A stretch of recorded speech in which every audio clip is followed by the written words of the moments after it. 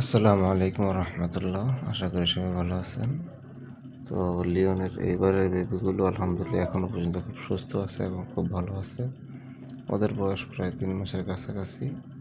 তো ওরা খুব দুষ্টামি করে, দুটো বোন দেখেন কোথায় উঠে গেছে, সারাদিন এরকম করতে থাকে।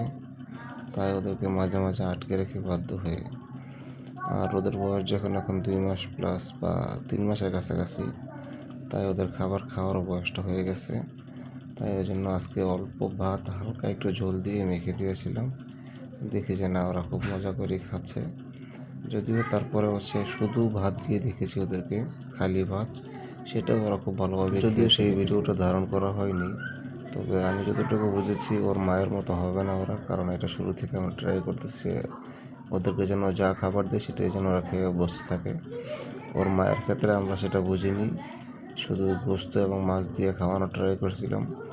আসলে প্রথমে পালছিলাম তো খুব বেশি মায়া আদর করছিলাম, কিন্তু পরবর্তীতে দেখলাম যে সে হচ্ছে মুরগি গোস্ত বা মাছ ছাড়া সে অন্য কিছুই খায় না।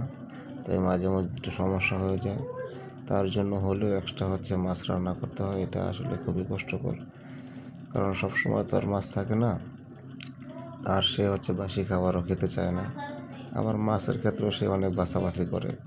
জমিদার তো রুই, ইলিশ, কই, এই ধরনের সুস্বাদু মাছ যেগুলি আছে সেগুলি সে খেতে বেশি পছন্দ করে। সে 2-1 বেলা না খেয়ে থাকবে, কিন্তু